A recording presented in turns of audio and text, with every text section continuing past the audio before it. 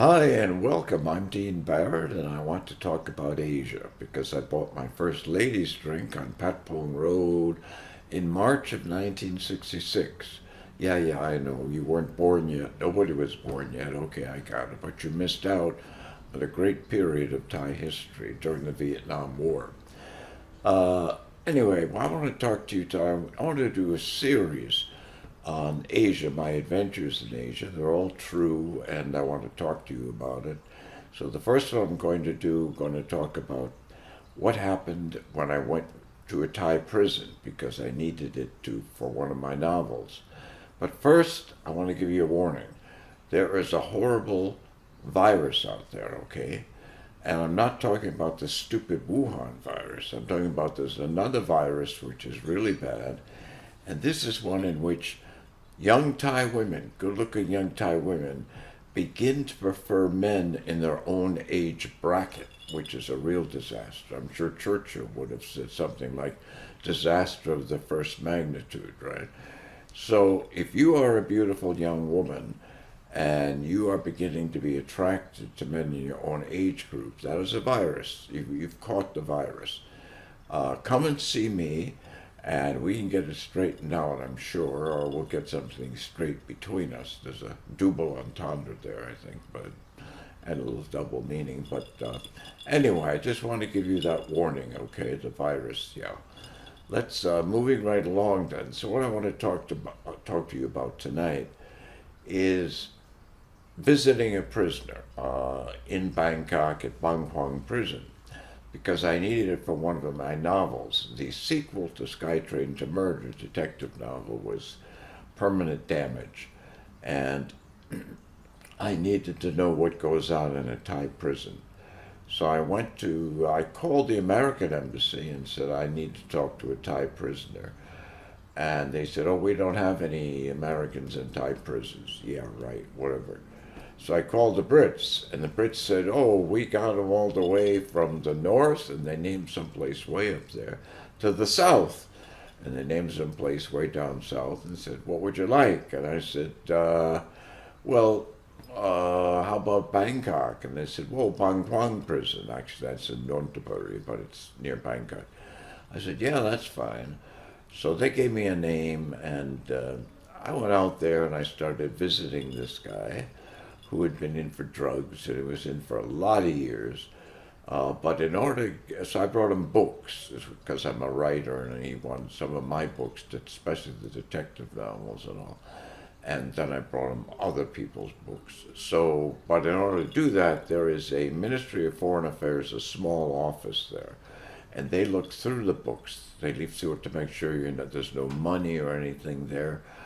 And that's how I got to meet Chavalet, who was the last executioner of Bangkok. He did 51 shootings. By that, they mean the last executioner with a machine gun, as opposed to what they have now as lethal injection. Well, Chavalet and Guy got to know each other pretty well, and we exchanged books and personalized and signed books and all. Unfortunately, he passed away of cancer. He was a really good guy, actually, and believed in karma and prayed before and after having to execute a prisoner. The interesting thing also is that he was in a band. He still played guitar, and he was in a band in the 1960s when I was stationed in Bangkok as in the military, in the army. And in Udon, Ubon, and Bangkok, he had a band, and he played for American GIs. So I might well have seen him in the 1960s as well. But anyway, we hit it off, and that was fine. But that's not what I want to talk to you about tonight. I want to talk to you about the prisoner.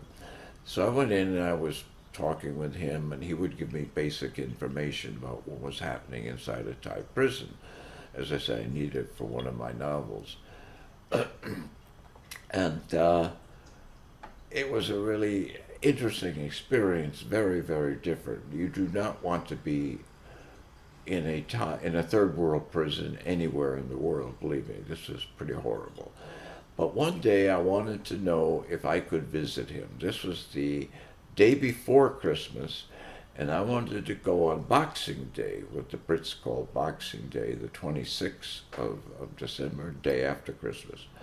So I called the English, the British Embassy, and I said, "Are they open on Boxing Day? Do you know the Thai prisons? I want to visit this guy."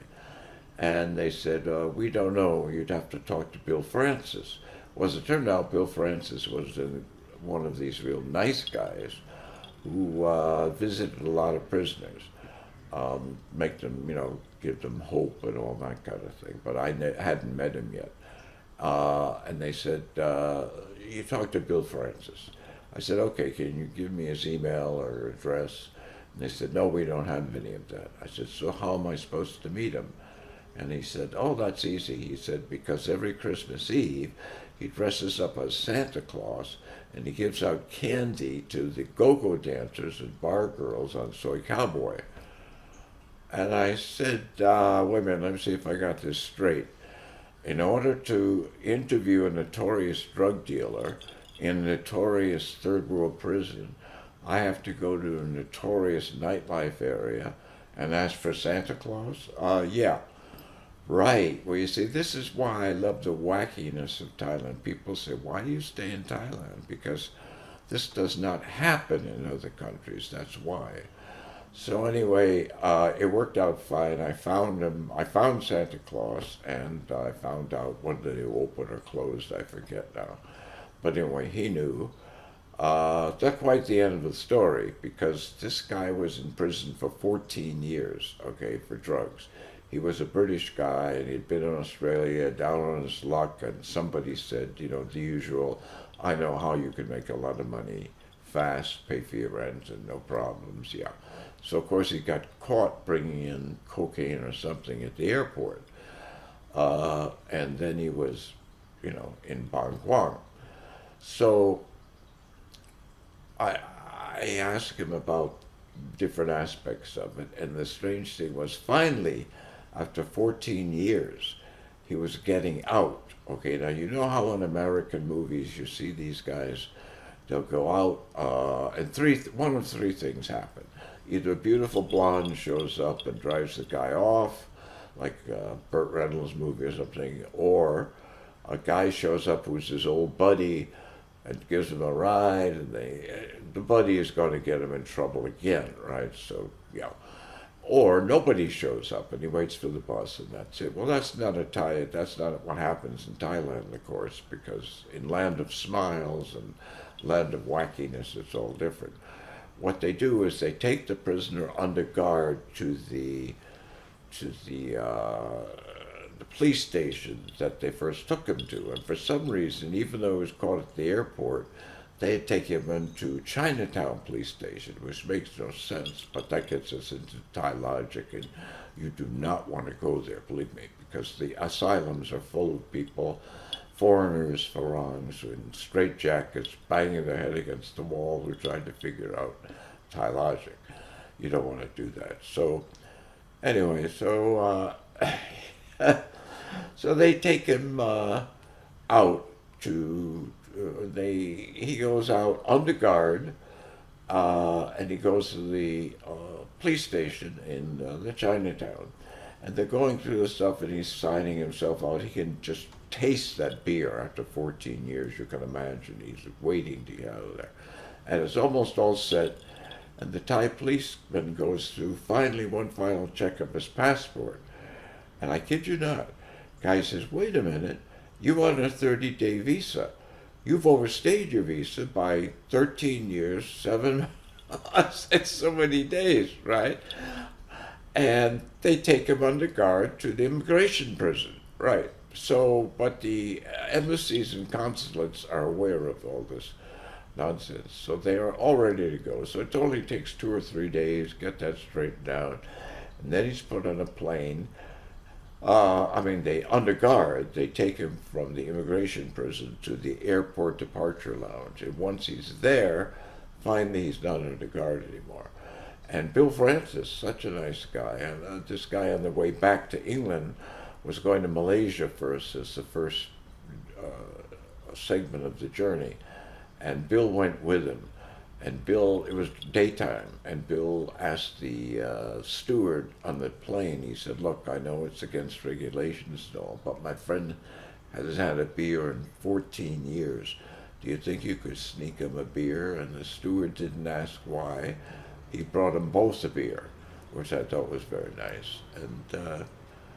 And that's the story of the prisoner I dealt with, and he helped me a great deal on permanent damage, and I hope I helped him. And he's doing okay. He's back in England, doing what he can. As I say, I intend to do a lot of videos on my adventures in Thailand. Hope you join me. As Thai bar girls used to tell me in the 1960s, I know lie you GI, you number one.